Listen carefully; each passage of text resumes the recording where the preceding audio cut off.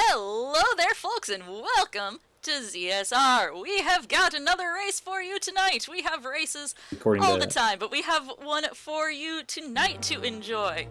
Oh, and of course it did not keep the cropping that I did earlier. Cool! Oh well, we'll do it on the fly.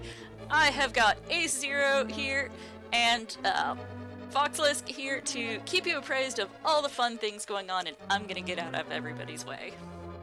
Hey, welcome. This should be a really good race. I'm Foxlisk. I'm joined today by Ace Zero. We're going to be doing commentary between Linkorange versus V0oid. How's it going, Ace? That's going well. How about you, Fox? I'm doing good. I'm looking forward to this. This should be a really fun race. Their PBs are really close together. I know V0oid has been playing a lot lately. I never see Linko streaming because of his times, but I'm pretty sure he's in really good form too. So this should be a really good run. Yeah, absolutely. Linkorange definitely veteran runner, streams often in French and is in Japan, so his times don't work out for me either. But Yeah. both 124 runners, pretty close PBs. Definitely within the range of anything can happen during a race like this. So it should be really exciting to see how this turns out. Definitely. Yeah, Linkorange got his 124 I want to say about a month ago, and V0oid just got his earlier this week. It was, I think, Tuesday or Wednesday night. So congrats to him. Big milestone. And he did it with aplomb, too. He didn't just squeak over the finish line. He's got a 124.38 right now. So a really good time. Linkorange has a 124.51, I believe, which is also excellent time.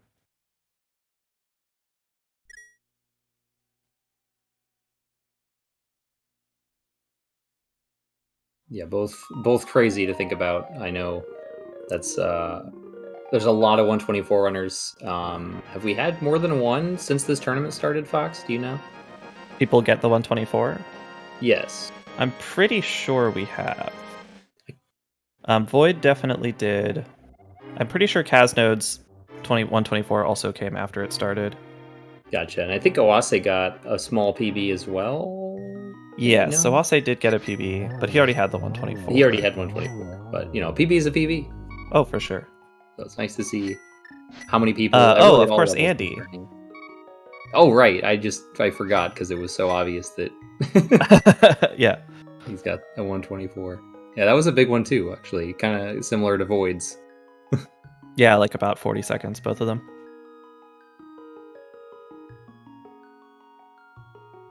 And we see our runners getting ready for the race. It's like they're exchanging file names, finished with their last minute practice. We'll be underway shortly. Yeah, so the consequences of this race, this is a loser's bracket match, so one of these players is going to be out of the tournament after this. I believe the winner is guaranteed top 8, if I'm reading the bracket correctly. So we're really deep into the event now. These are really good races. I don't know. It's going to be fun.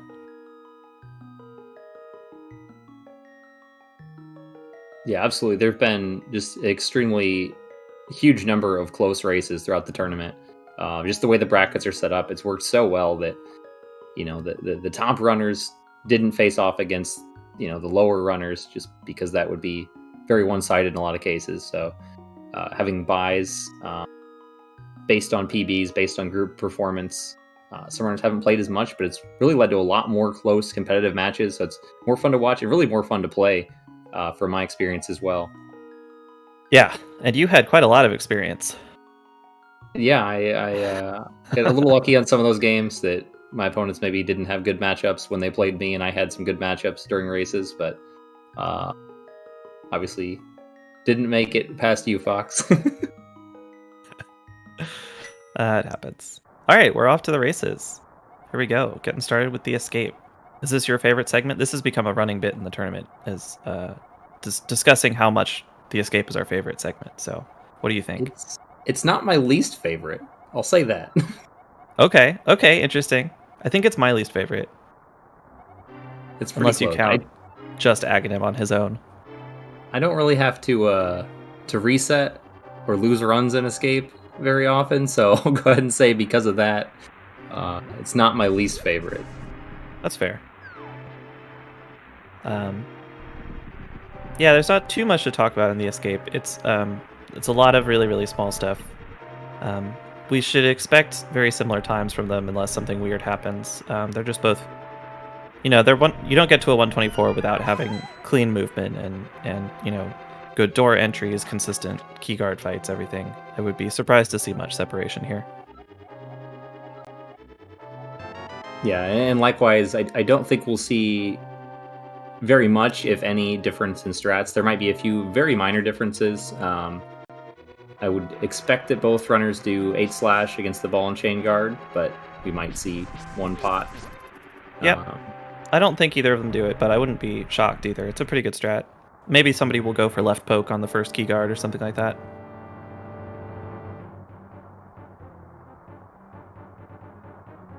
See both of them riding that right wall in that room so that they can do some pumps against it, try to save a few frames. Void opting for, I think he did that deboost on purpose, which I think was a good choice, actually. It wasn't quite the straight up deboost, but it was probably better than getting hit by the other guard. Yeah, we do see Linkorange with the left poke on that first key guard. Nice. Doesn't save very much time, and it's a little bit more dangerous because you can poke the guard by mistake and not get your spin off. Yeah, it saves about 10 frames, I think, but it's too hard for me. It's a cool strat, though. Yeah, it's done well, and you can see Linko is just a hair faster, maybe because of that, through this door. Makes all the difference. Run's basically over. No more time save left. Yeah, you can see they're basically synced here, and I expect that basically until the front half of this escape has very little consequential RNG. The back half, you can lose a second or two here and there. So maybe something bad will happen to someone. They're going to be in lockstep for a little while. Yeah, the first real big difference is likely going to be, well, maybe not, but the key rat in the back of the dungeon is the biggest example of RNG. There's, of course, throughout the run, tons and tons of examples of where RNG can make things harder or a little different. These guys are going to be, they're so experienced and so good at reacting to those things that it won't be as noticeable as if you were watching a lower runner or playing yourself. But that can cause a difference of a second or two. Yeah, for sure. We saw Linkorange save just a little bit of time because Void got some unlucky clinks against the ball and chain guard there. That fight is surprisingly difficult to do really fast.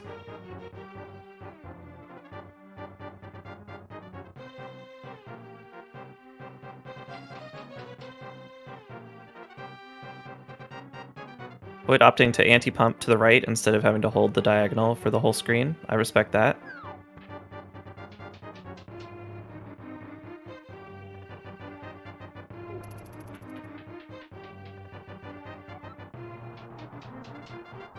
So what is your least favorite segment, Ace? Probably my least favorite would be Tower of Hera. A good choice, yeah.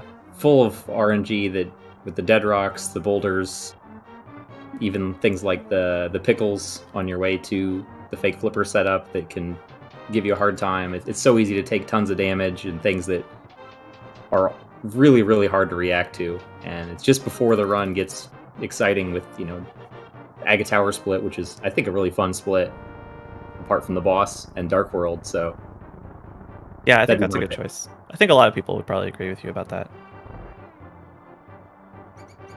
Yeah. And you know, it's nice to see every escape. You can see your best possible time is really good still. All the way through. Yeah. That starts to plummet pretty fast as the run goes on. At least it does for me. Void opting for the snake gamble and losing it, I think. I don't totally understand that strat. Yeah, it looks like he lost a little bit of time there. Linkorange had some interesting movement there to react to that, the snake as well, coming around that corner to the right. And he actually went up and over the bat, which is really interesting. I'm not familiar with seeing that, but he did a great job to not lose time or get hit. Both of them getting basically the same key rat RNG, which is nice. Just sometimes the key rat can throw one person a bone and give them a second for free. These are both pretty good escapes, though. Will anybody get text lag time saves? Nope. Not appear so. That looks like about 2 seconds different coming out of escape. So, not a big difference. We'll very easily could change that or see that widen or shorten up through Eastern Palace, which is another pretty consistent split. Not a whole lot to talk about here still. You don't have the boots, so it's a lot of just focus on, like you mentioned earlier, Fox, just focusing on going through doors cleanly, reactions to RNG, things like that, that we have a lot of time to read walking around the world. Yeah. It's a little bit techier in Eastern. We've got the big key damage boost room, which is pretty tough. Gifted with greenies is kind of difficult. But it's definitely like still pretty low variance unless you like mess up the damage boost and get killed or something tragic like that. Mostly it's fairly straightforward. It's not easy. Like it's really easy to have sloppy movement and lose 4 seconds, but it's hard to lose, 20. Which is not true of every split. Oh, V0oid there, I think, was watching the next Octorok down and ate a hit from the rock there. It is a really annoying screen.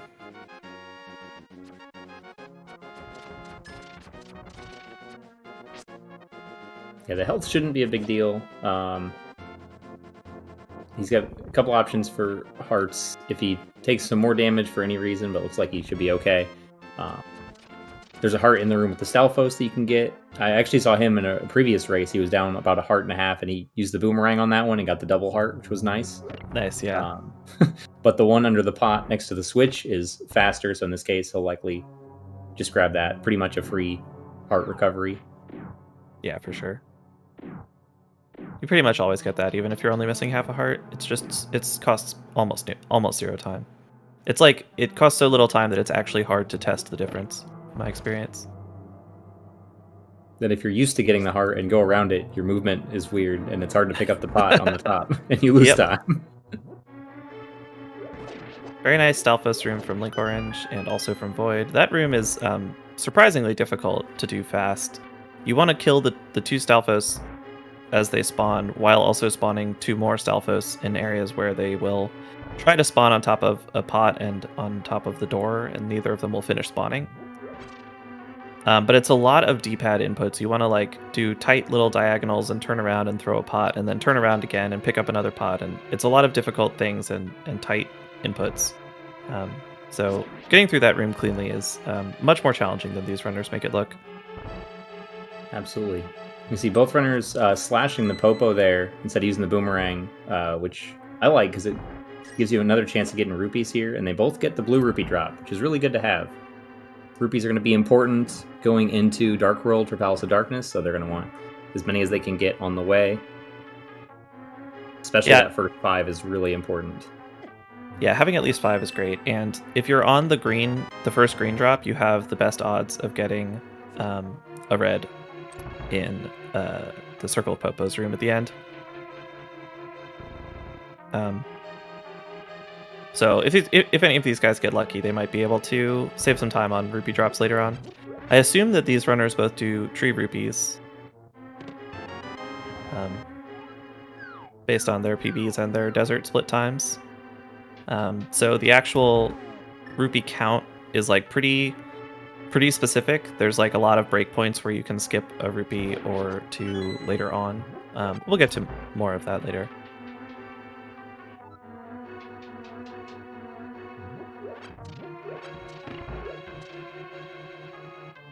Alright. Anti-fairies were touching in both players' anti-fairy room. You can get through that without them touching. It's pretty tight, but it's something that I certainly look for. I think most players tend to look for when they're doing that room to see how well they got through it. Yeah, and V0oid with a little trouble with the Stalfos in the Zelda Gamer room. I had to shoot another arrow, chase that one down, lost a little bit of time. That's a really tough room just because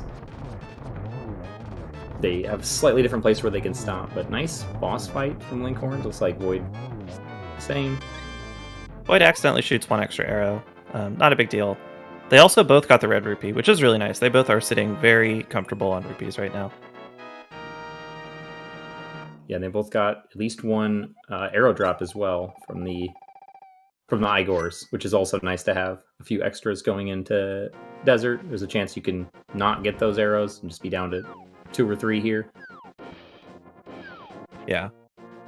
Arrow routing in this game is like, it's one of those things that's really complicated. If you want it to be, you can kind of just pick up extra arrows and not worry about losing a second. But I imagine that both of these guys will be watching their arrow count pretty precisely. The big variable in terms of how many arrows you use is landmo, which if it goes well, you can use like 11 arrows, and if it goes poorly, you can end up shooting 10 into the wall and really having trouble later on.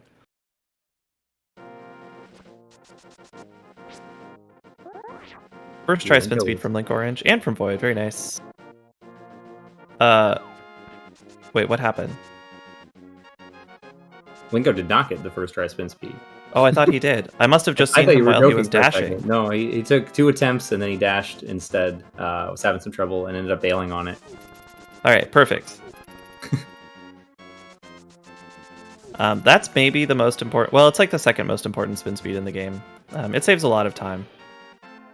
Yeah, it saves enough time that it's worth retrying it. But if you fail it a second time and you just feel off, sometimes it's better just mentally to bail on it instead of trying a third time. So no shame in that whatsoever.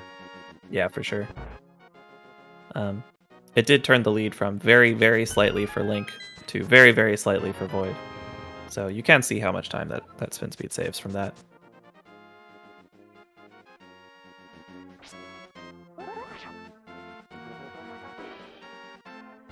All right, there we go. Got that one.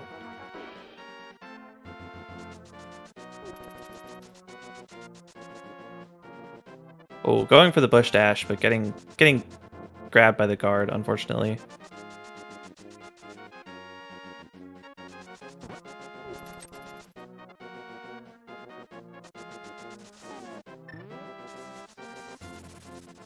Spin speed, for anyone who doesn't know, is a one-frame trick. You release a spin, and then the frame after you release B, you hit A. And so, you know, everybody, you do it enough times, you get used to it, you have a grip, you have a motion, you have a rhythm for it, you get pretty good at it, but you can never get it to 100%. It's a frame perfect trick. You can't get those to 100% consistency. And some days you just like feel weird and you fail a lot of spin speeds and it doesn't feel good.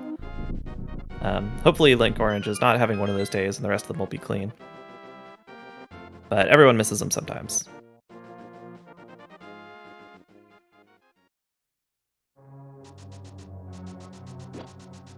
So V0oid with a little bit of a lead here from a cleaner overworld, but the first big differentiator in the run is probably going to be landmo. I mean, maybe it won't be. That's the first opportunity for a big differentiation, I guess is what I should say. It comes at the end of the split, very difficult, tons of RNG, easy to lose a lot of time if the worms are bad to you, or if you just make a couple mistakes. Yeah, absolutely. There's been a lot of minor differences, just differences of strat choices, and we'll see a lot of those throughout the run. I wanted to point out the key torch. We saw V0oid dash up and to the left above the torch to get the bonk, whereas Linkorange just walked and hit it from the bottom. But both really close in time. Just kind of preference on that one. Yeah, there's a lot of things. One's an older strat. Is that correct? That was because I know I learned that first, and it seemed like the going over the torch and bonking into the wall was the big thing at the time. Yeah, I don't know. V0oid's been playing for a long time. He actually didn't play for, I don't know how long, a couple years, maybe, until he came back for the tournament. So he's definitely been around for a long time. He had already retired before I started speedrunning the game seriously. Nice. We see V0oid get those rupees. So what does that do to his rupee routing that he picked up that 5 rupee underneath the pot? I don't know. That's an unusual amount to pick it up at, because if you get to 44 or more rupees, you can skip a red, which saves a little bit of time. But maybe that pot is faster to get that pot and 2 blues on the first tree instead of getting 3 blues on the first tree. I don't actually know. Maybe he just knows more than I do about the timing.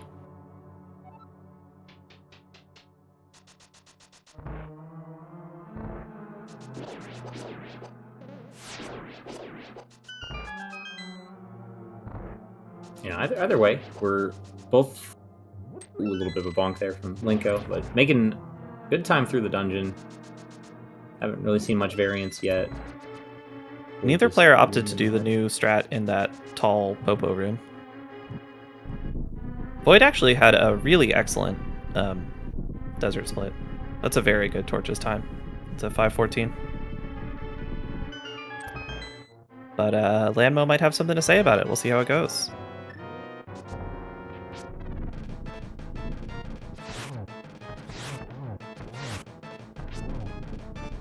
Not the best opening from Void.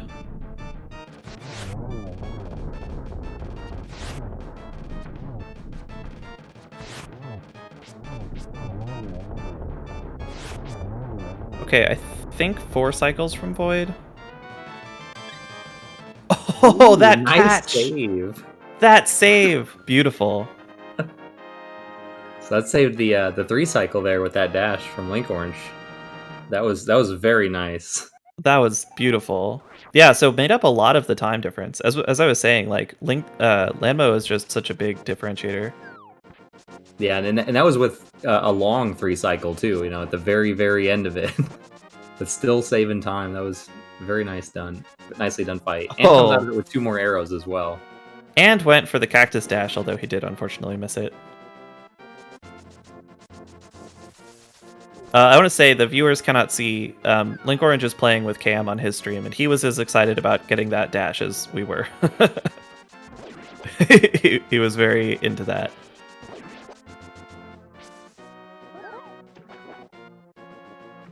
Coming here on fake flippers, I think Linkorange... Okay, yeah, he sees that he got pixel boosted. Yeah, he had to move down to dodge that first pickle, an example of RNG in the split. It's terrible. And he didn't quite move down enough into the wall, so he got boosted up on his follow-up dash. Checks the map just to make sure he knows where he's going. Void enters into the cave.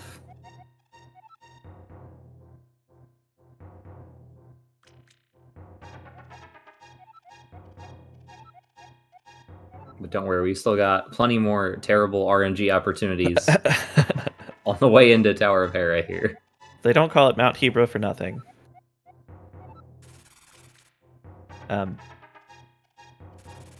Yeah, there's going to be cabbages falling from the sky and winged squirrels trying to fight us on the ground. Usually getting to the cave isn't the worst part, hopefully. I mean, hopefully there are no terrible parts. But usually something bad happens in my experience.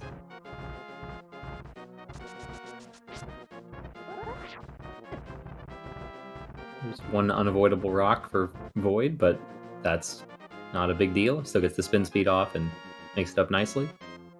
Yeah. I think getting a little bit better rock luck.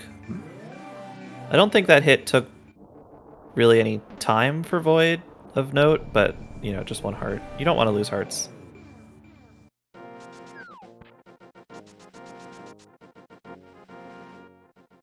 Yeah, so both players going to make it in with 5 hearts, it looks like, which is very good. If you get in here with 5 hearts, you generally feel pretty okay.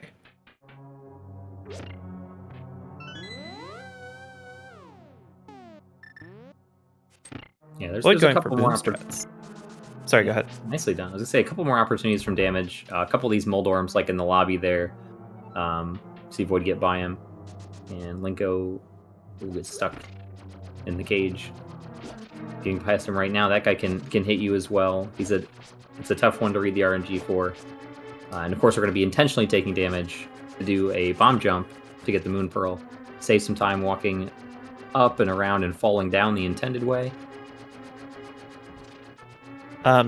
Unfortunately, apparently there's an earthquake in Tokyo somewhere near Linkorange.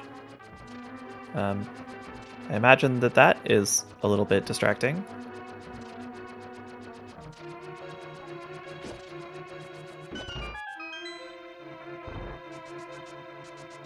He seems to still be playing pretty well. Says it's fine. Alright. That's good.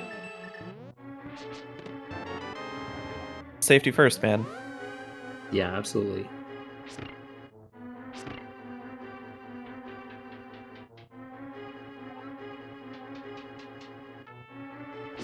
Coming up on this beetle room. This is such a hard room. Getting through it, no troubles. Ran into a switch for a second, but the beetles didn't mob him or dodge his attacks or anything. Link getting through. Oh, missed the last throw, but still gets through, no problem. Going up with the bomb jump now. We'll see what strats they go for. Maybe one of them will do EBJ. Doesn't look like Void's going to go for the early jump.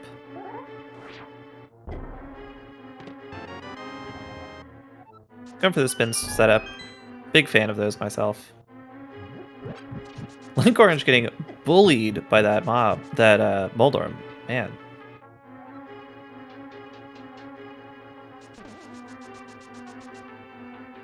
And Linkorange using sword buffers to get closer to the hole for the bomb jump as well. Nicely done. Alright, Linkorange is on 2 hearts here. You don't feel great about that entering Moldorm. He should be fine, but might have to play it a little. Oh, he hit the switch. Never mind. Okay. He's just going to have 4 hearts and feel super safe.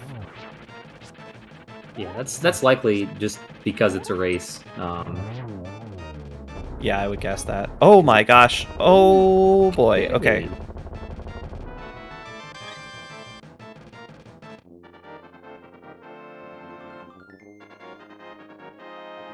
Nice fight by Void. Doesn't really have any trouble with it at all. Linkorange a little scary there at the beginning, but cleans it up really well. Not getting bullied into the holes. Just has to kind of run away and recover for a second.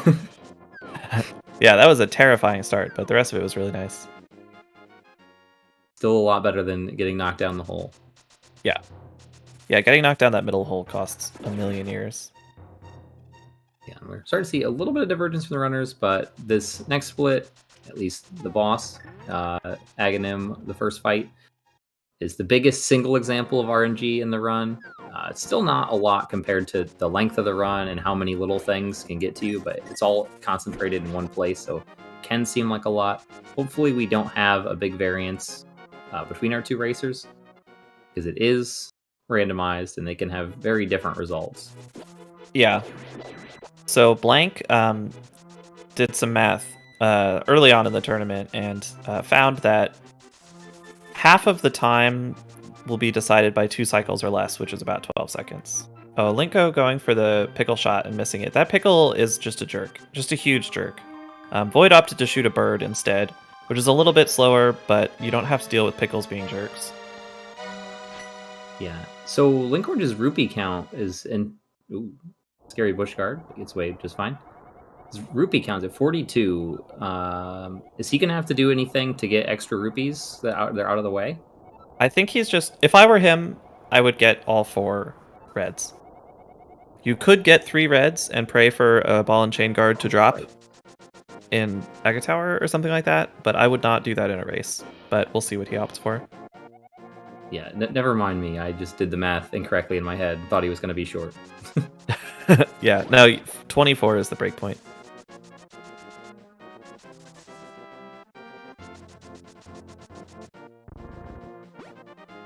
Void is showing off the skipping a red strat there, pulling the tree from the left instead of the right.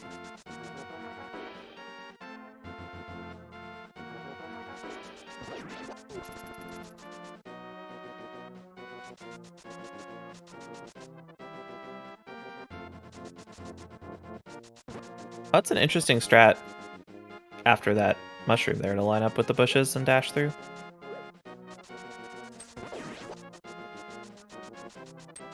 Yeah, and he just goes ahead and grabs extra rupees instead of counting for a drop or praying for a drop, which I think is a good idea in a race. Yeah, absolutely.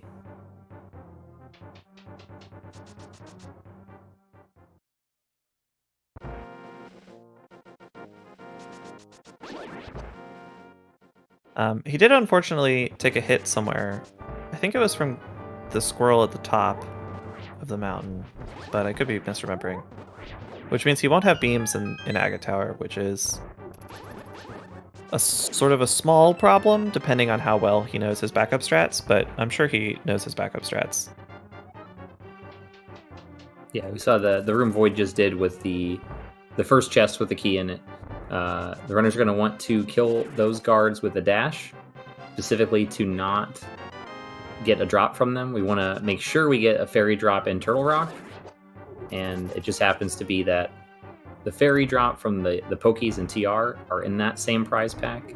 Ooh, we see Linkorange gets the fairy drop. That's unfortunate.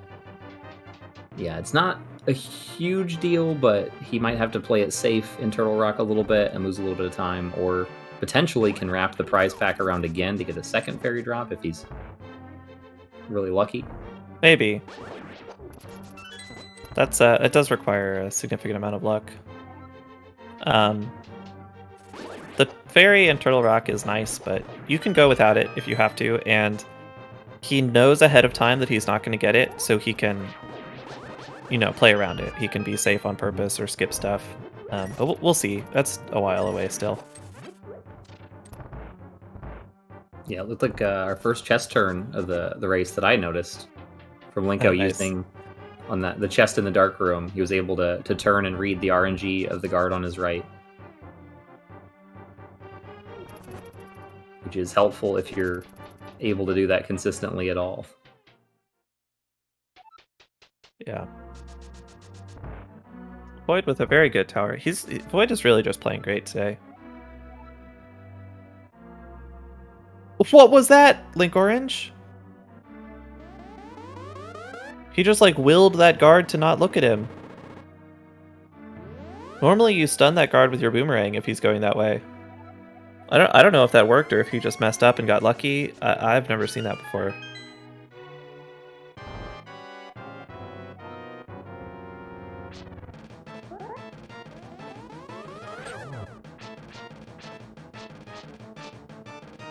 Yeah, he used the force.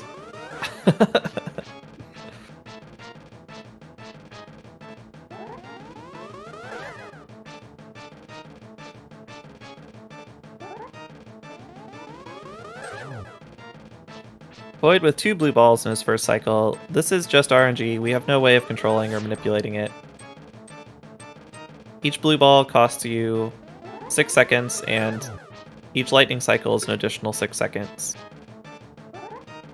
So if you get 3 blue balls, the third, that's gets you an extra lightning cycle. I'm not explaining this well. I hope you already know. The third one is the one that triggers the first additional lightning phase, and then every 4 blue balls after that gives you another lightning phase. Right. So if you get 3, 7, 11, or 15, those are the really bad numbers. Especially 15. Lost 15 coin flips in a row. So V0oid got either 3 or 4. I lost track.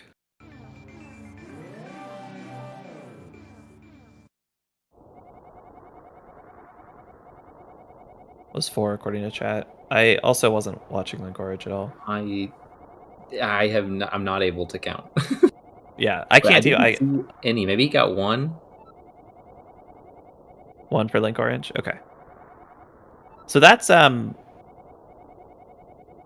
like a 24-second difference. So that cut real deep into V0oid's lead. They're much closer together now than they were.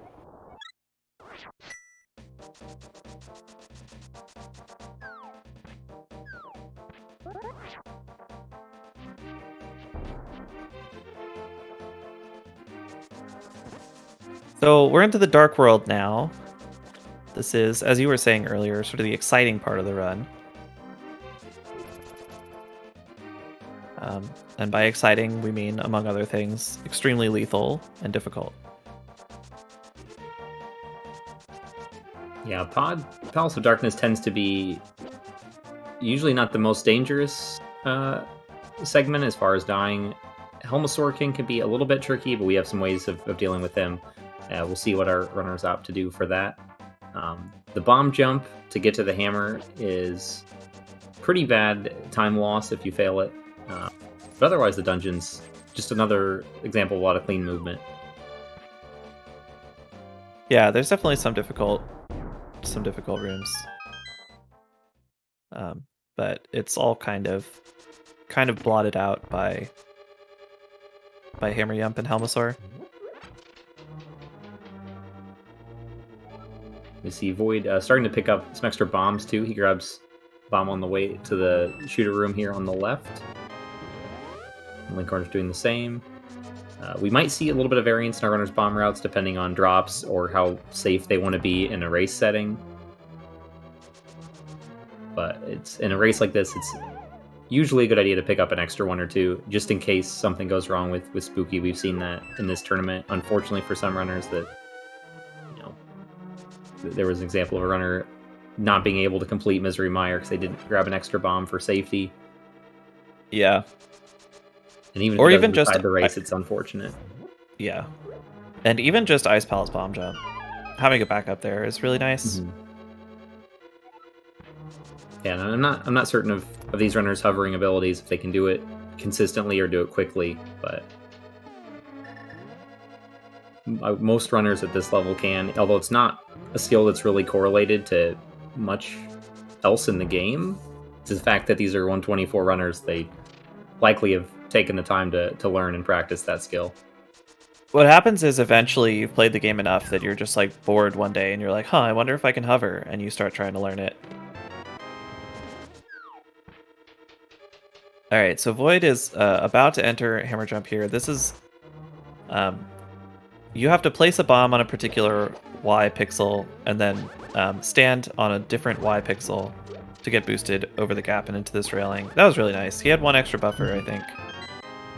But very nice. Linkorange doing the same. Opting not to do sword buffers at all, which I certainly respect. I don't like sword buffers here. It's too dangerous for me. Also very clean. I think he had one extra pause compared to Void, but that's not a big deal. He had two. One looked like it was just to check his position. He pulled up the menu again and didn't move. Yeah. Maybe he didn't have time to look at it. Sometimes you just want to be extra sure, because is it some 10 to 15 seconds lost if you fail that and have to re-enter the room and set it up again? Yeah, it depends on like how exactly you fail it, but yeah, like at least 15 seconds in my experience. That's quite a lot of time, and the extra menu is often worth it in a race just to be 100% sure.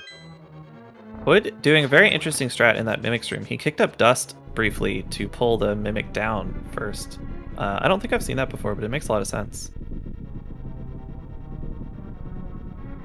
Linko just shooting up immediately. Gets an arrow drop. Very nice.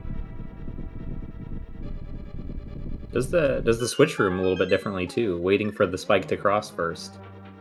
That's pretty neat. Yeah.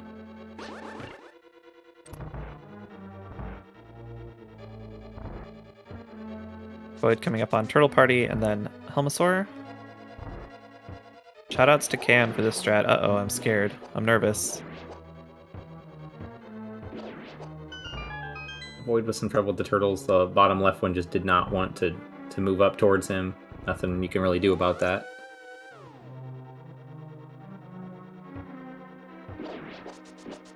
Linko's going a little better.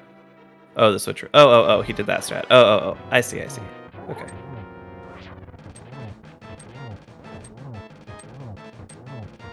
Is that a key dash? Oh, baby. I think we saw 2 key dashes, actually. Looked like we got both of them. Key dash saves. Oh, very nice. Sorry, go ahead. No, you go ahead. This is much more important. Okay, I was gonna say, both attempting the spin speed setup here. Looks like they get it. Nice fight for Void. A little bit scary there at the end. But going for setting up the spin speed, even though you don't activate the super speed state, you trigger it the same way you would otherwise, and it gives you a bigger hitbox on your sword. Oh, Linkorange did not get the spin speed, actually. My mistake. But has his sword out to extend his hitbox. Similarly, at the cost of not having the same movement, you do have a little bit more control of being able to release your spin if you're in danger. Mm-hmm. Yeah, luckily he knows the spin speedless fight pretty well, because that was a good phase 2 with no spin speed. Void almost dying. Shoutouts to Sankheart. Yeah, it's the most important safety in the game for many players. Yeah, this is one of like 3 or 4 places in the run where it's very frequently comes into play, where it lets you take a whole extra hit from Helmasaur King before dying.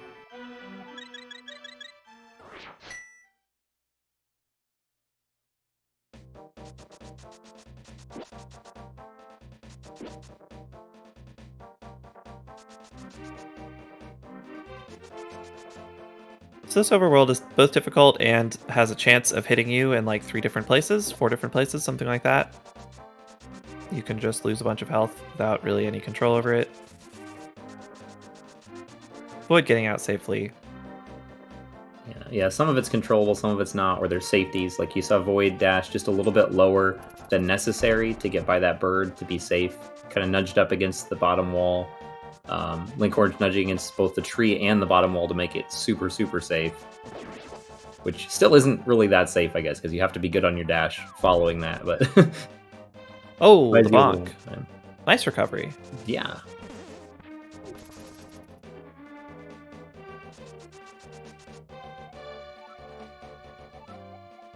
We're getting our shovel here. This is one of the longest overworlds in the game. We got to do a bunch of stuff here. We get the shovel, we use it to get the flute, we activate the flute, and then we have to get back into the Dark World. So we got kind of a bunch of stuff to do here before we can get to the next dungeon. And this is really the first time in the game that we're sequence breaking. We're not sequence breaking, that's not accurate, but we're going against the sort of developer intended route by going to what's supposed to be the 4th Dark World dungeon early.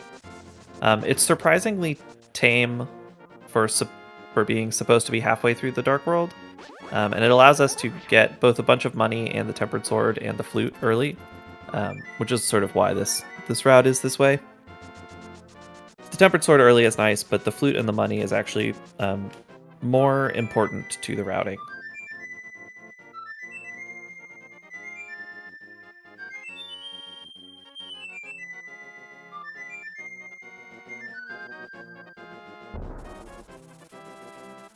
Ooh, we see Linkorange setting up for the spin speed after activating the flute. It's a neat little strat that not a lot of runners go for. It saves like 20 frames if you get it, and loses like 100 years if you miss it, so it's not very popular. I've seen at least 3 runners in the tournament go for it, and I've seen all of them get it, so... Very nice. Very well done.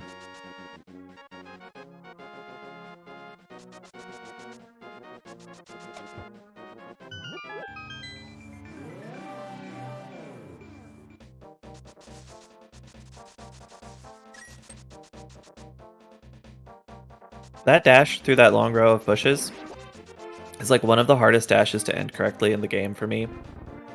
I don't know what it is about it, but I always cut it really, really short and have to walk forever.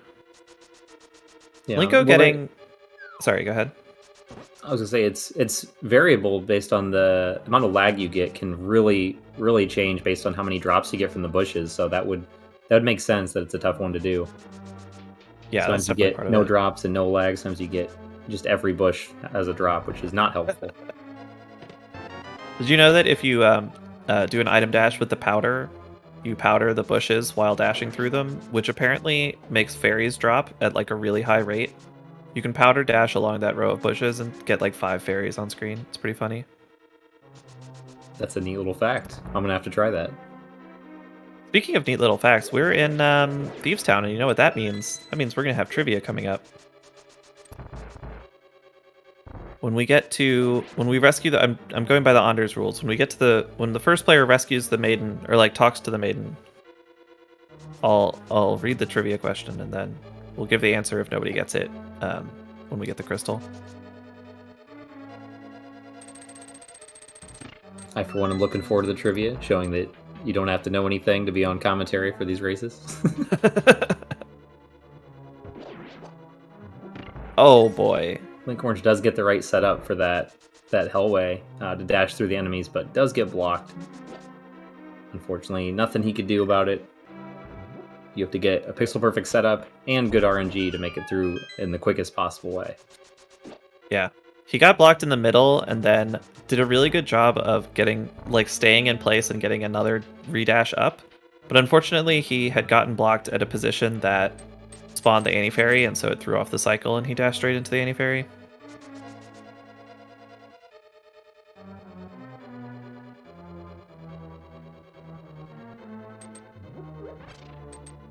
Also having to use an extra bomb. He picked up an extra bomb in the attic, so his bomb count is still good. which was very heads up of him.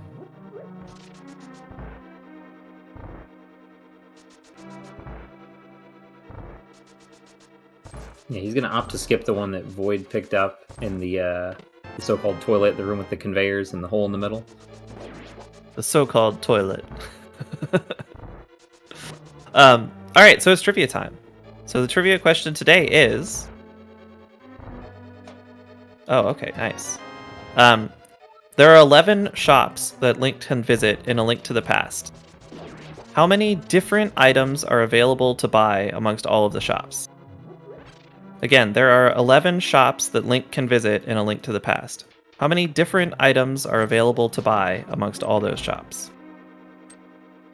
To clarify, a heart refill in 2 different shops is one item, because they're both heart, like a single heart refill, correct? Right, yeah.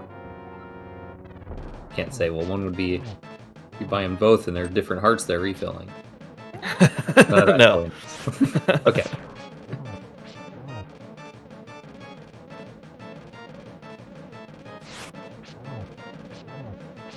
Boy, getting through the blind fight on script, very nice. I will say that so far there are 0 correct answers.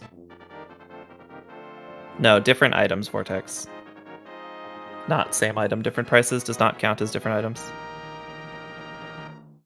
Linkorange actually beat blind just a few frames faster. You can tell by how much a blind is inside the light. Alright, the answer is there are 10 different items. Congratulations, nobody got it. You all lose. Well, Sirius got it, but it was his second guess, so it doesn't count. The items are the Big Bomb, bombs, red potion, blue potion, green potion, a single heart, a fighter shield, a fire shield, a bee, and arrows.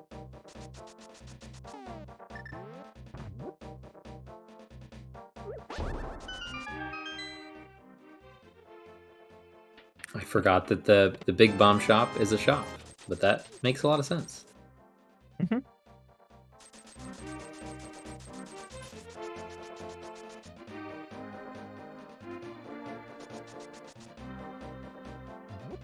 All right, so we didn't even mention the blind fights, both well done by our runners. There are more important trivia matters going on. But now we're collecting the Tempered Sword. The reason these guys did Thieves Town first. Ooh, nice job from Linkorange, talking to the frog from a little bit higher than you would normally see. Nice. Top rock. I don't know how that works, but I'm certain it saves time because you don't have to walk as far. Yeah, you can just talk to NPCs from really far away, and we exploit that there. But if you go too far left, you pick up the bush, and then you lose all the time you were trying to save.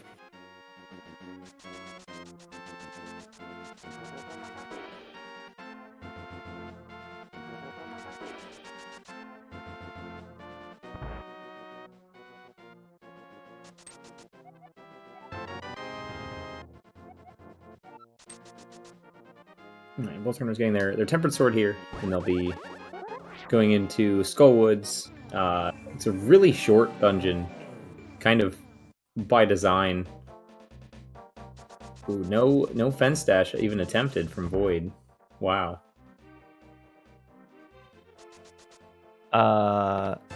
Yeah, casually it's much more of a puzzle than like an exploration or grindy kind of dungeon. But we have played this game before, so we know the solution, so it's quite short.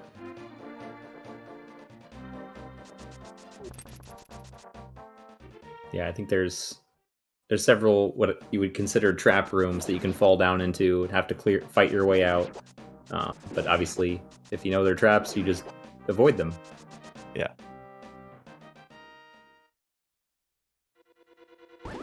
But it can still have some time losses. The statue room that Void's in takes a hit, but gets through it pretty quickly. You don't love losing hearts here, but it's better to lose hearts than time, and I don't think he lost any time there, so that was pretty good.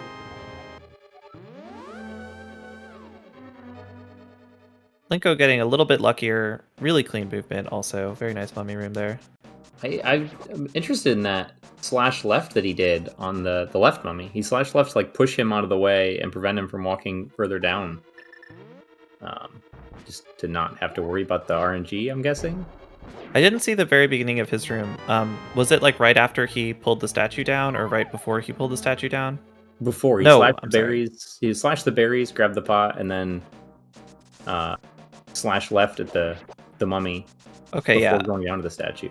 I think Yuzu is the first person I saw doing that, unsurprisingly. I think it's just to stall so that the mummy is more likely to start walking right and then get stuck on the wall. But I could be wrong. Very cool. It definitely worked out for him, so clearly Linkorange knows what he's doing. Yeah. Unsurprisingly. Yeah. Not shocked that a player with these PBs know what they're doing. We're going for right pot. I disapprove. Same.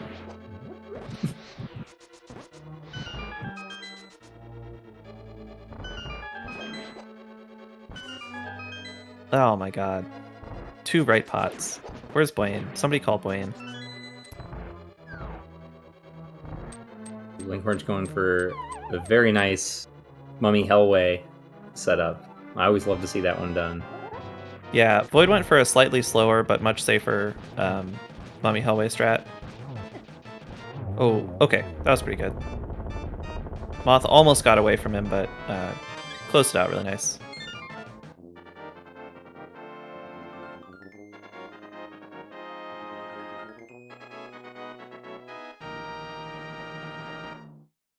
Very nice fight from Linkorange as well. Yeah, you can get a kind of estimate for how good the fight was based on how many spikes are missing from the wall at the end. Having only 1 spike move is really, really good. You can get 0 spikes move, but you have to get pretty lucky as well as playing well.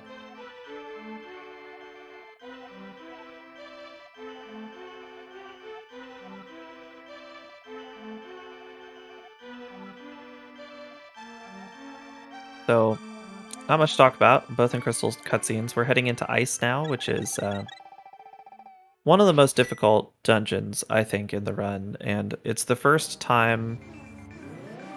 Well, it's not the first time, but it's definitely an increase in terms of just how lethal everything is.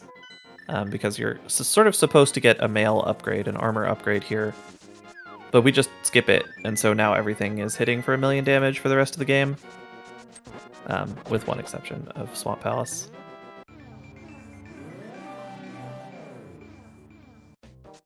Yeah, for sure. I mean, in addition to the enemies just being all that tougher and the expected mail upgrade, all the intentional damage that we take through the dungeon. Bomb jump. There's a spike that we're likely going to see the runners just walk into on purpose. Yeah.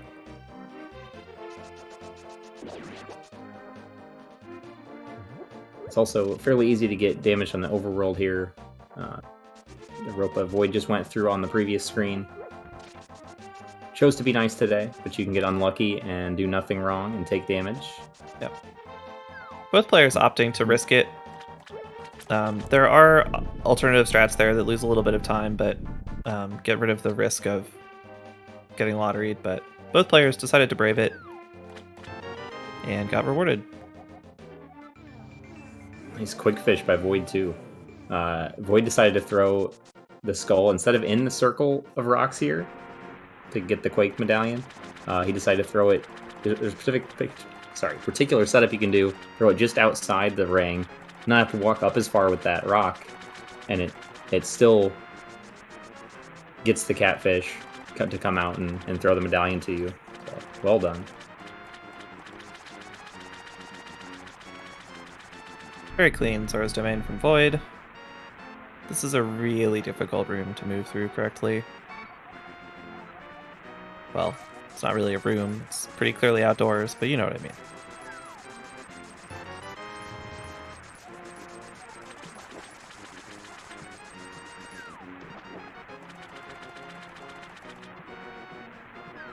Do you think the King Zora thinks it's a room?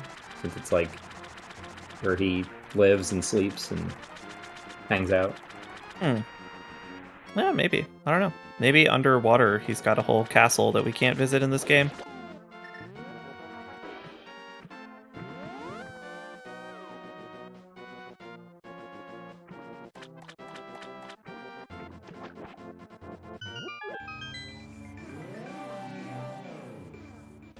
Nice overworld from Void. Oh, just missing the portal there. That's alright, though. Yeah, both runners coming into the dungeon with full hearts, though, which is really nice. In addition, just making the dungeon safer. The first room, I guess the second room of the dungeon, the one with the berries, you get the key. You're able to use sword beams there to make it a little bit quicker. Yeah. And avoid having to use any extra magic. Yeah. Yeah, fire riding is a little bit slow and also subjects you to more RNG and also more ice physics, so it sucks. Oh, okay. The berry acted like it might really ruin Void's day, but got out of the way at the last second. That bombable floor room is so difficult. So much RNG.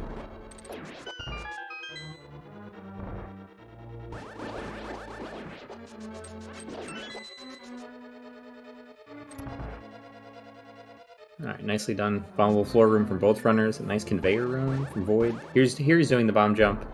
Ice Palace bomb jump is one of the most famous ones in the game. It is really the most important one as well. The other ones don't really save all that much time. This one saves a ton because it basically skips the puzzle of the dungeon that you're supposed to figure out.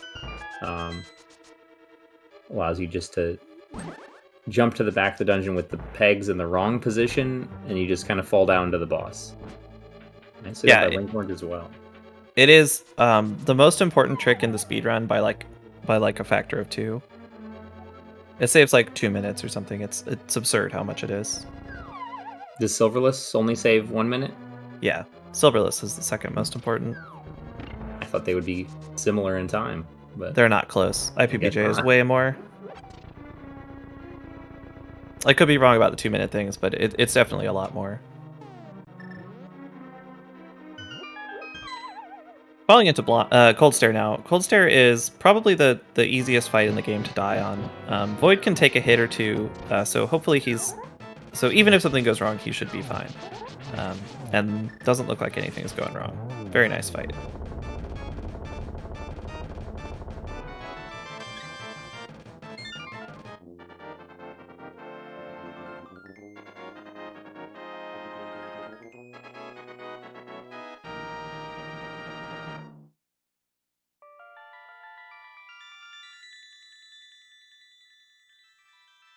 Also a nice fight from Linkorange, going for the same strat of 1 poke.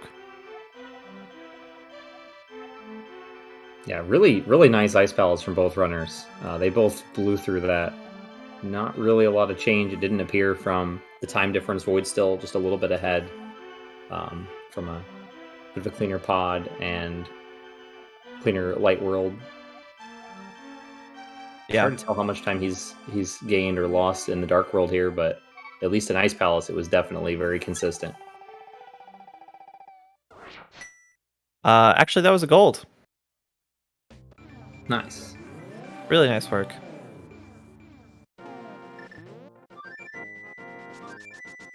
I'm pretty confident that Void's worst split today so far has been just getting 4 blue balls. He's really been playing great. Linkorange also had a little bit of trouble in the light world, but has been playing great in the dark world. He's not letting Void extend the gap at all.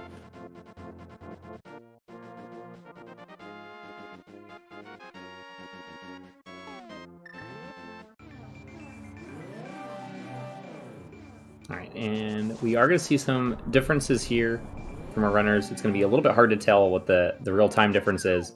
As we see Void going up Death Mountain, grabbing his Ether Medallion now, whereas Linkorange is going straight to Swamp Palace. He'll likely be picking up Ether and Ice Rod together in the next split before Mire. He might opt to do Ice Rod later. We'll see. And Void is going to leave the Ice Rod later. There's really not a big difference in how you do these. There's arguments you can make for really any options. You can technically save a little bit of time going up Death Mountain with the hook shot after doing Swamp Palace, but it means you're more likely to lose hearts up there before the almost objectively more dangerous dungeon in Misery Mire. So avoid playing it. You could say safer, more consistent, but really the time difference is negligible. It's all just preference. Yep. Swamp is not a dangerous dungeon generally, although things can happen anywhere. Oh, Void beating the Annie Fairy. Hell yeah. What a gamer. But every room has like 1,000 enemies and water physics, and it's so easy to just lose time everywhere in tiny increments. It tends to be, if it's not going your way, it can be very frustrating how many small things can go wrong. Yeah, and beyond that, and maybe it's just me, but I find there's a lot of just kind of awkward movement, like doors that are really hard to line up effectively, and places that are like barely too short to dash, but they feel awkward to walk. Yeah, a lot of little narrow, weird parts of the room. There's like this door that Linkorange is coming into. You want to diagonal most of the way, but not the whole way, and it's like there's not really a good setup for it other than just like, we'll just do it, like just press the buttons.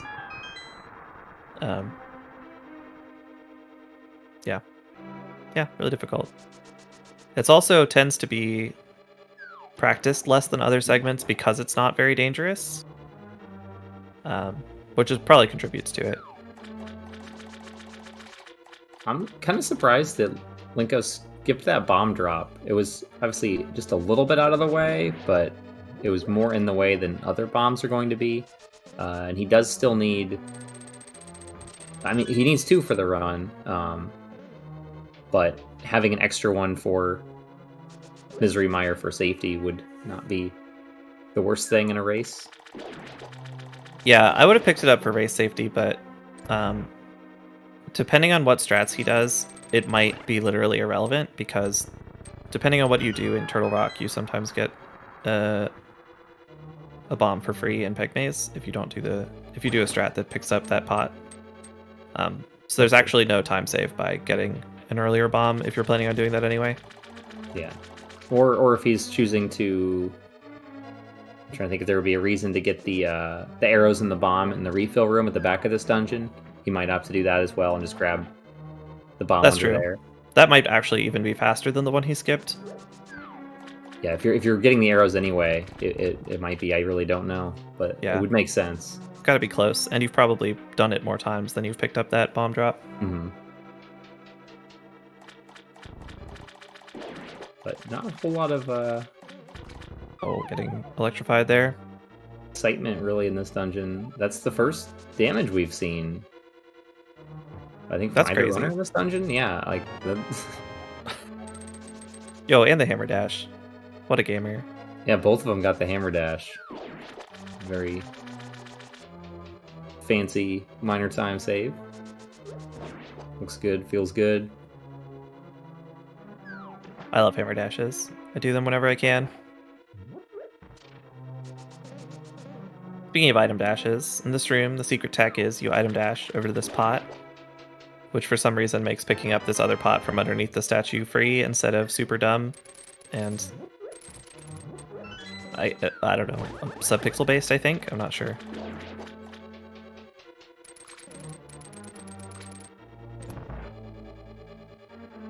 Definitely some witchcraft involved.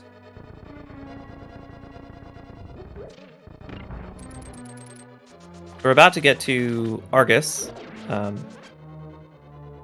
Oh, nice arrow drop from Void. So both players really looking good on ammo now.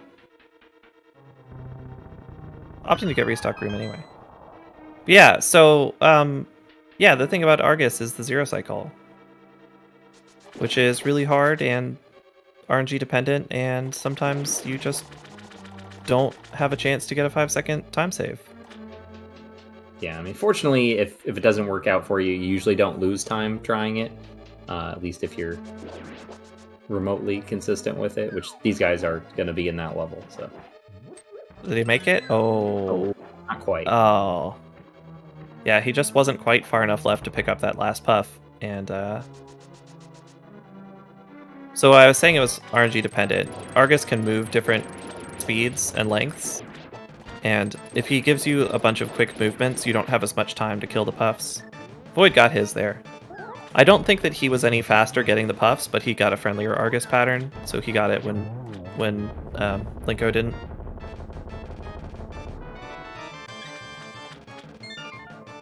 Void given a little bit of that time back, missing Fire Rod shot in the second phase. That's a pretty tough setup to do 2 Fire Rod shots and release a spin, finish him off the first time he drops from the ceiling. Yeah. But overall, nice fights from both runners. We'll see. Linkorange is going to have to get his Ether Medallion. We'll see if he opts to get the Ice Rod as well with it. If he doesn't, and they both go to Meyer after that, we'll see the real time difference between the runners. Based on the Meyer split in his PB, I'm guessing he's going to get both. I'm guessing Void is putting Ice Rod in Turtle Rock. Oh, and going for the bird super speed. Very nice.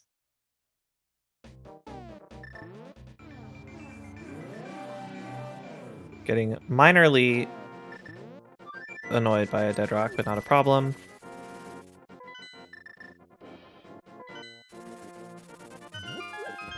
Yeah, Linkorange using the tech he can use with the hook shot to save the tiny bit of time here. He had this. You saw on both sets of stairs, he had his sword out and used the hook shot, which increased his speed while running up the stairs. In addition to letting him get super speed afterwards. You know what speed that increases your speed to?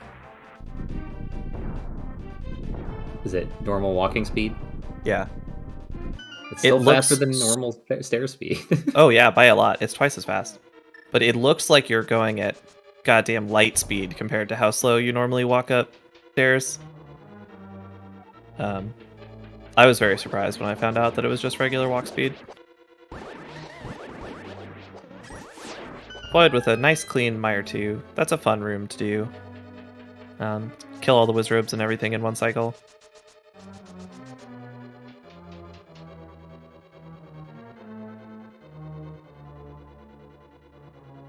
It's like we'll have both our runners with full hearts going into the dungeon is always nice.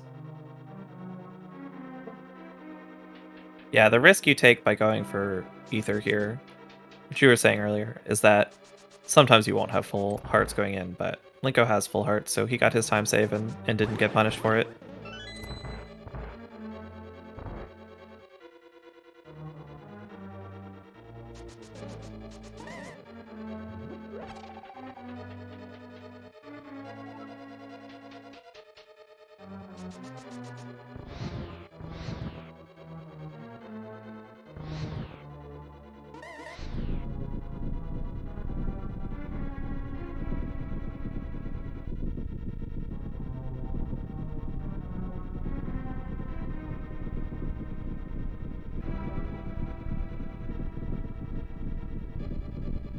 Oh, Linko just missing the one cycle. It's unfortunate. He went for the fast strat and then ended up missing the last Wizrobe.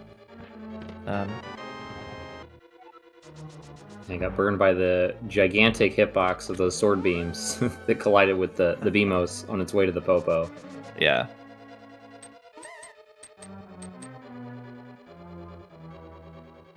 Yeah, there's a couple places where that can really get in your way or just behave interestingly. Hitboxes are weird in most games. In some places it helps out. Like, actually, this room it can hurt too. Hitting the berry and not hitting that crystal switch because you want to hit the berry first. The one that dropped the key on Linkorange's side. Yeah. Linko taking the long route instead of just burning the jelly. Void taking a bunch of damage to pick up that key fast. We're going to have to take a bunch of damage also on Vitreous. He hasn't taken any accidental damage, so I don't think he's going to be worried about it. You do have some life to play with at this point.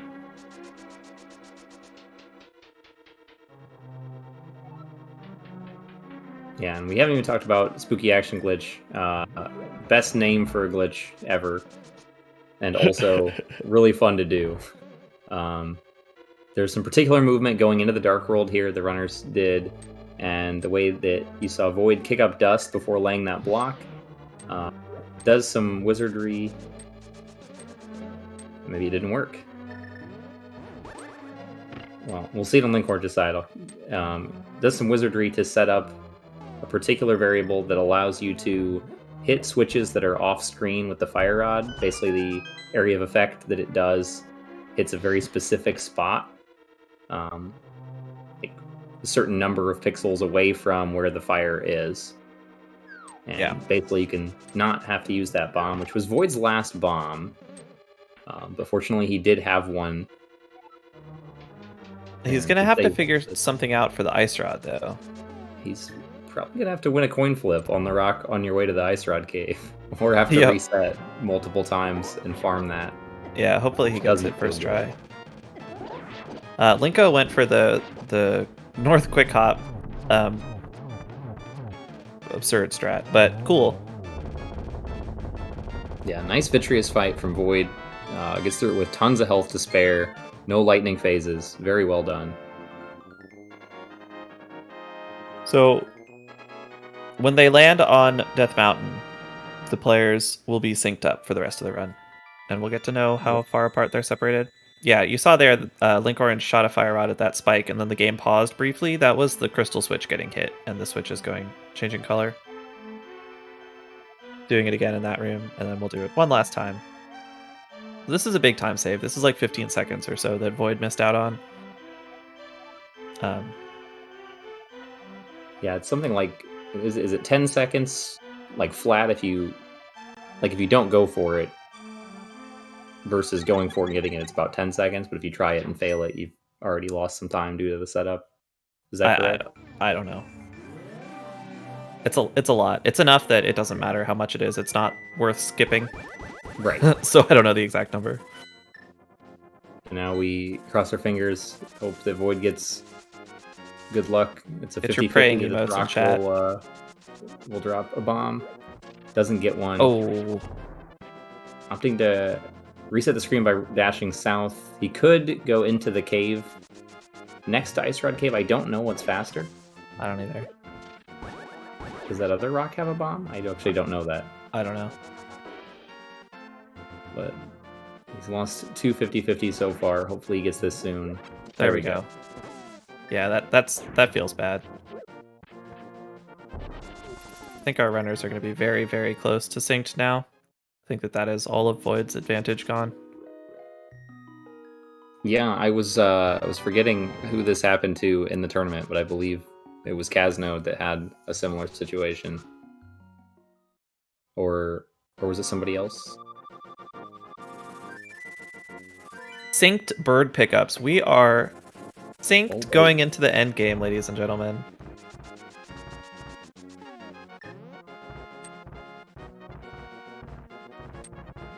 Oh, nice triple hook shot to get through that dead rock. Yeah, while the dead rock's still freezing, you can hit him again with the hook shot or with sword beams. Very nicely done from Linkorange.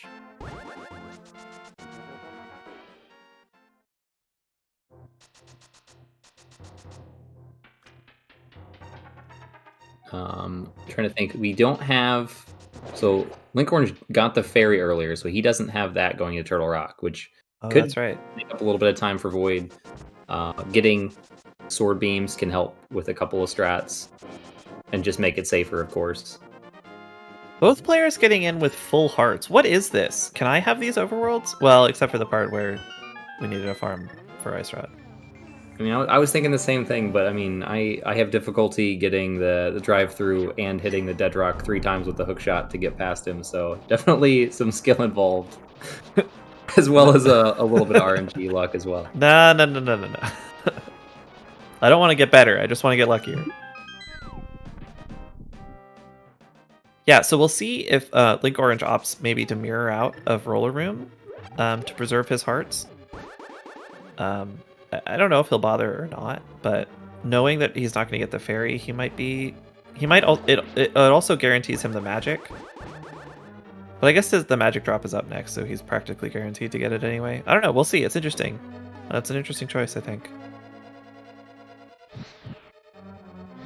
Shouts to that Barry that when you don't have sword beams, he gets in your way. And when you do have sword beams, he just kind of dodges and you can't hit him. Yeah. Both runners trying to get him cleared early. All right, yeah, we're just walking out, taking the D boost. This is about 4 seconds faster than mirroring out, but it does cost you 3 hearts, and if you mirror, you get the full magic, guaranteed.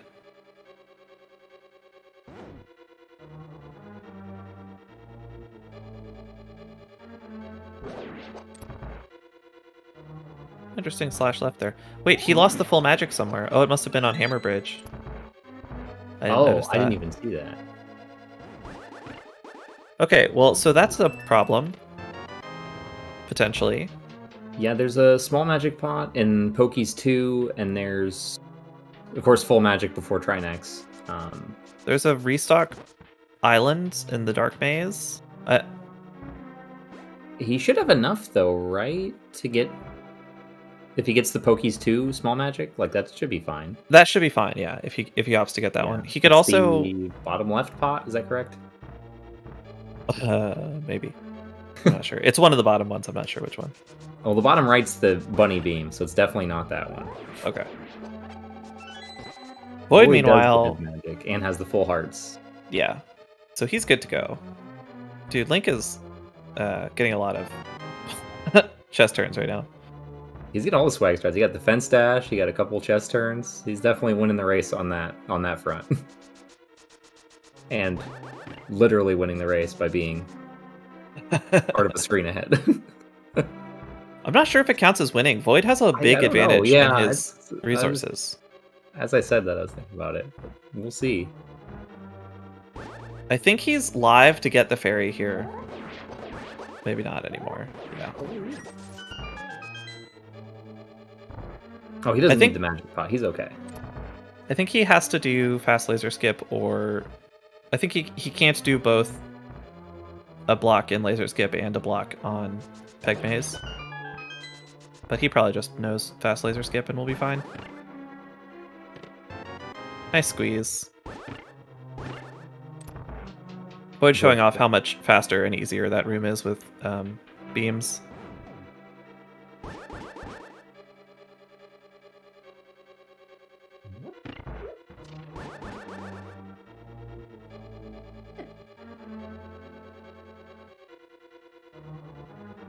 Linko, meanwhile, now is basically capped on both bombs and arrows.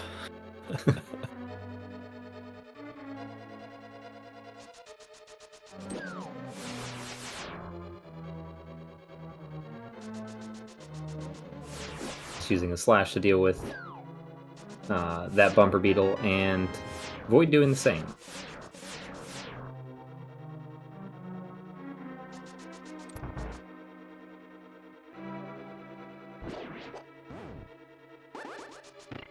Nice. Both players cane dashing. Love it. Yeah. V0oid doesn't quite get the iframes, but still gets around the pokey. Just fine. Linkorange a little antsy for that ice rod menu. Let's just make an ice bridge to cross. That'd be pretty neat. Oh, yeah. Except for you to have ice physics. I'd rather hover.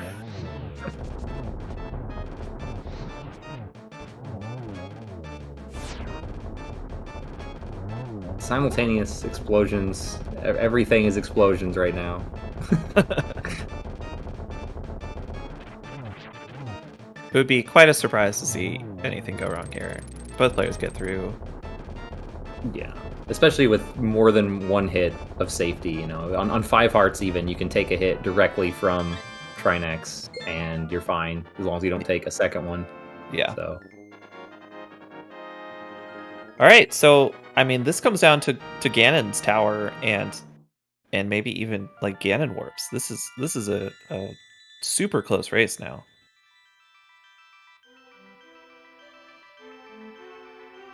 Luckily, nothing's ever gone wrong in Ganon's tower, so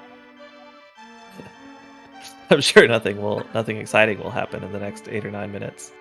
I mean, this is exactly what we want in a race like this. This is amazing. We got 2 fantastic runners, and the neat thing is the basement is usually pretty consistent. So we'll probably see a really close time going up the tower, which is some of the most fun to watch. The gauntlet with runners of this level of skill is just fantastic to see. There's so many minor RNG differences, and you have to be so prepared and reactive and just play the game really well. And I'm excited to see it. Yeah, this is what I think we were all hoping for. No swords out for the opening cutscene. Nice. Save those lag frames.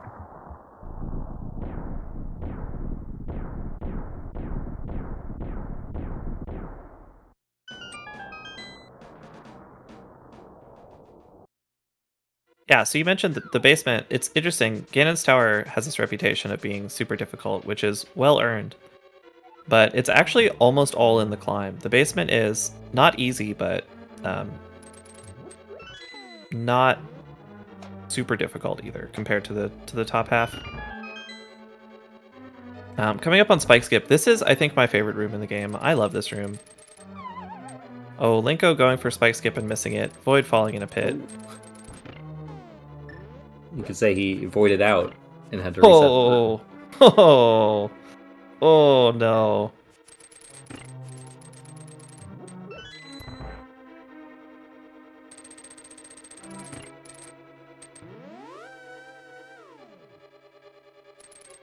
Yeah, still neck and neck. I personally do not like Spike Skip because I can't get it, and then if I'm too fast, I hit the spike, and it makes me mad. So I need to slow down. I find it really fun to go for everything in that room.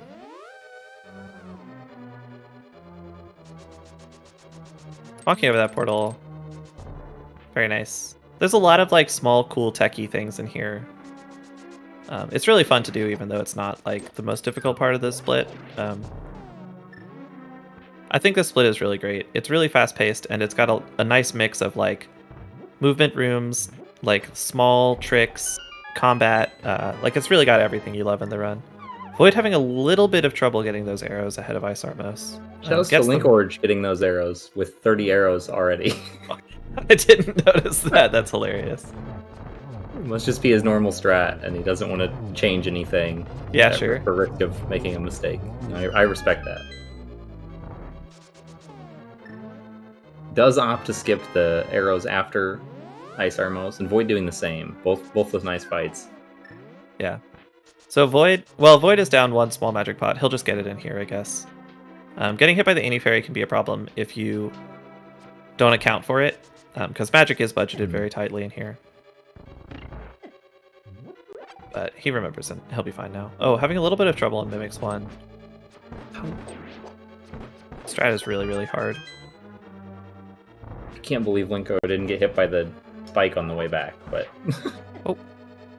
And Void trades his Mimics 1 trouble for Mimics 2 trouble. I'll take the loss in Mimics 1 any day. Mimics 2 is so hard to get back on track when you've made a mistake. Oh no, yeah.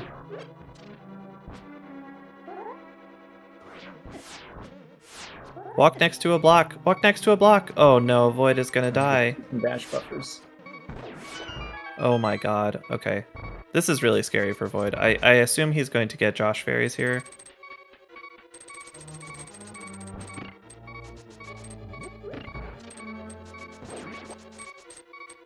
Oh, that was so close to getting clipped by that spike. Ugh.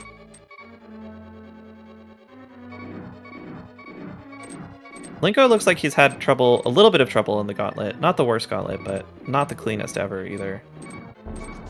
Kind of dwarfed by the Mimics 2 trouble, though. So makes it through with a really good time. Maybe I just looked over at the 2 times when he was struggling a tiny bit, because that's a good entrance time to Lambo 2. That was a nasty hop from that Lambo. Yeah, and Void with sword beams in the gauntlet, which is never what you want. Yeah, it kind of sucks. but fortunately takes a half a heart of damage. It doesn't have to deal with them anymore. Honestly, like, you can just fall into the pit. Obviously, you don't practice getting the dodge parries, but it's, in my opinion, you just fall and take the heart of damage immediately after you leave that room, and then your gauntlet is back to normal. Makes sense.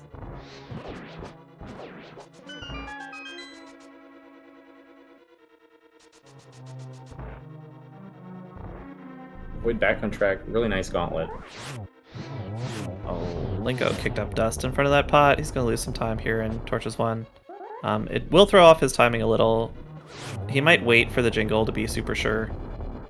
If you go up these stairs to the same exact frame that the door closes, you can't finish the dungeon. Okay, he didn't even have to wait, yeah.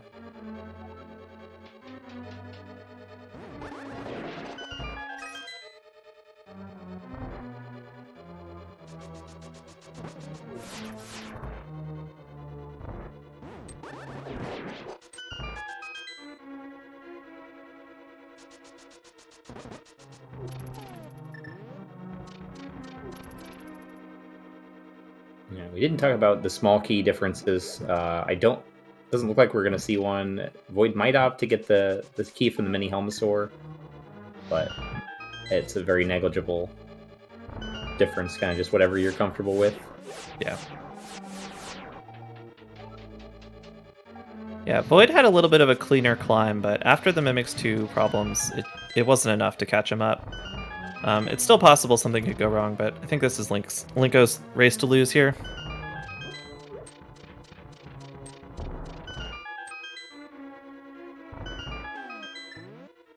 See how Aga 2 goes. Notoriously difficult fight. You want to keep it... You want to get about a 3 cycle. Sometimes you can get a 2 cycle. Sometimes you get stuck with a 4 cycle. Anything more than that and you start feeling pretty bad.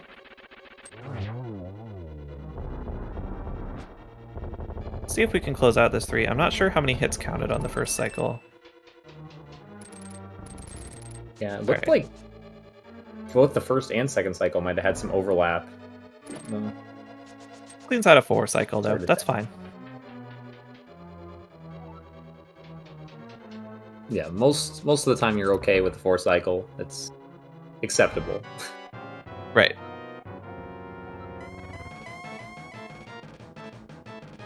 Beyond that, it starts to feel like you're stuck in the fight forever. Yeah, and the shades start getting desynced. Mm-hmm. You can't hit with them.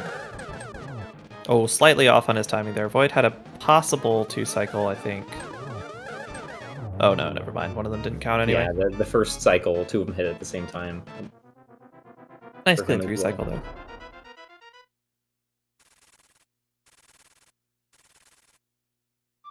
So we're into Ganon. This is a difference of more warps than is realistic.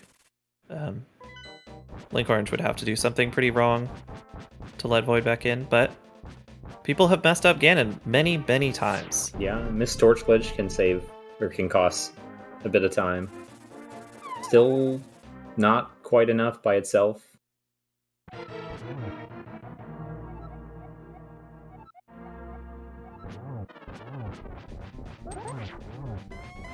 Ganon is doing his best, though. Given, like, 4 or 5 warps on that cycle. Warps are definitely not the same for each runner. I mean, they could be the same, but they're not guaranteed to be by any means. Even though we do get the same warp spot for Phase 2. Linkorange going for the semi-swaggy across the room Torch Glitch.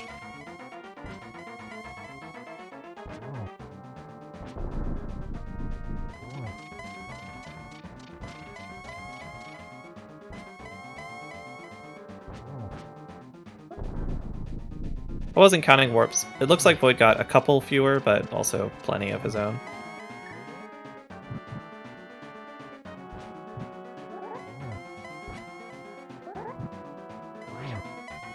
And Linkorange has killed the pig.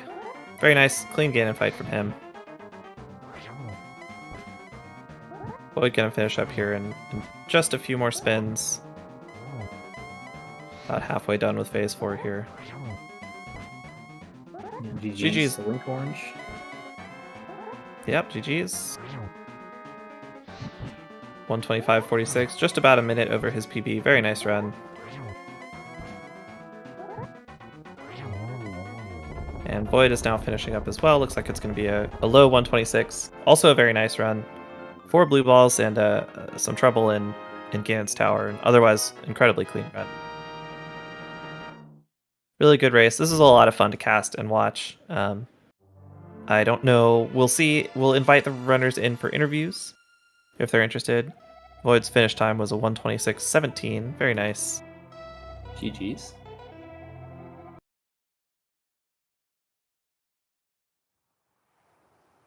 It looks like Linkorange is going to join us. I don't know if Void is interested as well.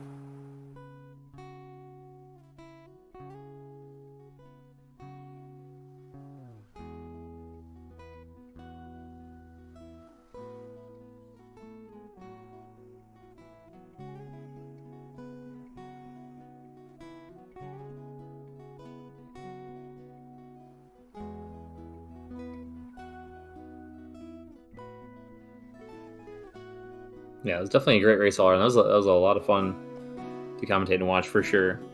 Nice to see it close throughout, definitely within, reasonable range the whole time without any like major disasters, and then even some lead changes at the very end, and makes it really fun to watch.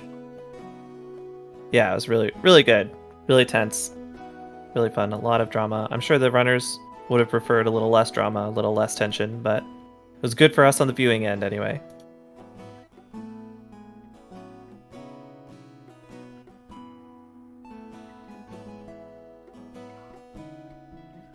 And that sounds like it's Linkorange. Congrats, GG. Very nice run. Thank you. What a race! Oh my god. That was you were watching the restream, I believe. Yes, I was on it, and like when I saw Void choking Ganon's Tower and like seeing where we were so close, my heart was beating really fast, and it's still beating fast right now. I bet, yeah. Yeah, and not to mention the literal earthquake in the light world. Oh, shout out to the earthquake, yeah. Hopefully there was only one. Sometimes there are some others that come, but it was not that big, so yeah, it didn't distract me so much. That's fine. Good to hear. Also, welcome to Void, GG's. Yo, rolling in. Yeah, GG Void. GG Link. It was a really nice run. That Mimics 2 was basically the deciding thing. I don't know if you were watching, but I can't imagine you'd be surprised by that. Yeah, I wasn't, but I assumed that like I saw like my time after like leaving the floor like after Landmo 2, and I was like 50 behind, and I was like, man, if I still win after that blunder, like it's gonna be epic. But yeah. Yeah, so you were ahead basically the whole run until Turtle Rock, when the the ice rod. Yeah. You were exactly tied. Like the bird picked you up to go to Turtle Rock at the same time. Yeah, that's crazy. But yeah, the thing in Meyer, like as soon as I dropped the Samaria block, I was like, yeah, it's not gonna work. But I still went for it because I was hoping. Yeah, you gotta try. Yeah.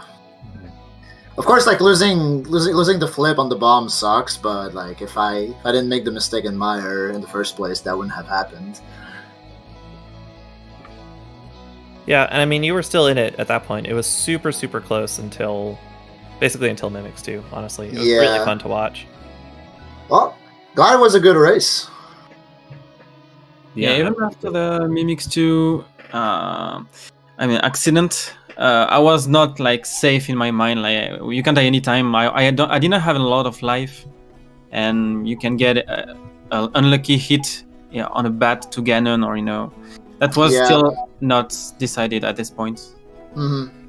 Yeah, and Void gained back some of that time too in GT after the Mimics 2. Like Void's Gauntlet was a little bit faster, like a little bit faster Aga 2, a couple less Ganon warps, like all those things add up just a little bit, and it definitely looked like not quite over yet.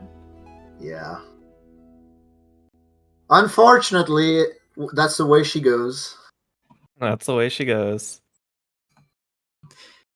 Yeah, RNG was not nice to you too, because I think you got 4 or 5 blue balls. Four blue balls, yeah. Four How many blue did you get? 1 only. Damn. And yeah. And Yeah. also the 2 50-50s. You lost 2. I think that, Yeah. that makes the difference between our times.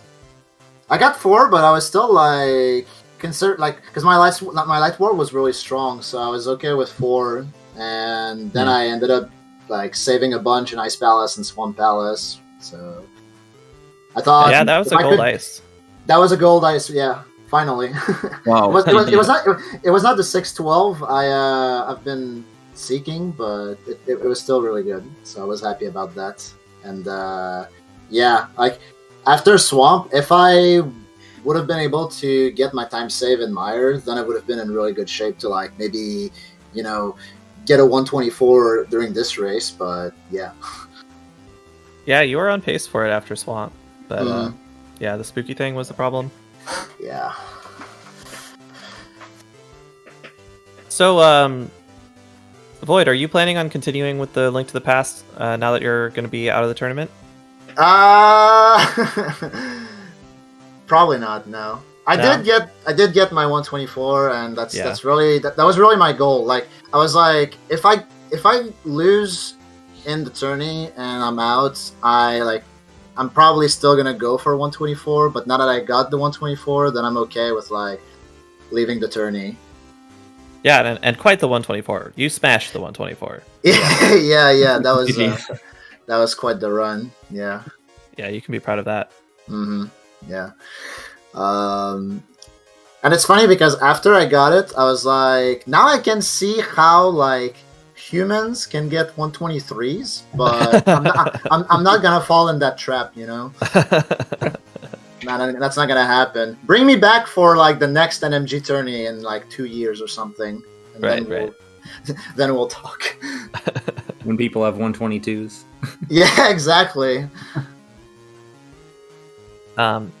Linkorange, on the other hand, lives to fight another race. Your next opponent is Fricker22. Oh my god. Yeah, my pal, Fricker. I learned so much from him. So good teacher. I think our PBs are only 1 second apart. Wow, I knew it's close, but wow.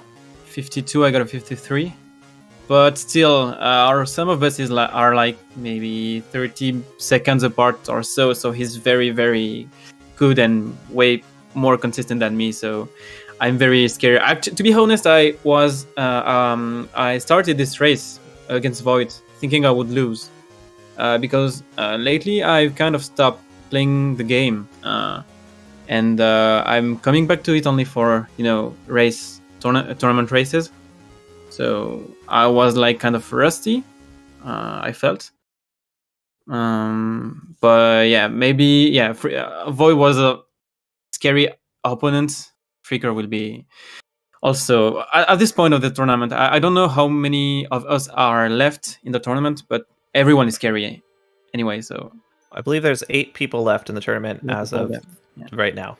Mm. But yeah, I'm looking forward to racing Fricker. Yeah, so I think it will be a fun race, fun match. Yeah, I'm excited for it. Yeah, me too. Yeah. I'm gonna keep watching the rest of the tourney because it's been really fun. Nice. You gonna do some comms, Void, now that you're retired from running? I mean, I guess I don't really know that much about this game. I only know how to go fast in it, but I could try. We'll see. Pair me up with like someone that could shore up the fact that I'm a lunatic in this game. I think everyone that speedruns the game is a lunatic, so I don't know who you're gonna find. Yeah, to some extent, yeah.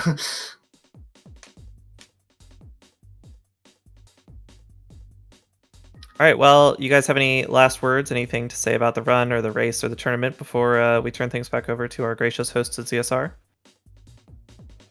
Well, thank you, both of you two guys, for commentating, and for the people behind the scenes of Zelda Speedruns so that the restream. I think it was my first restream personally, so I was happy to to get one.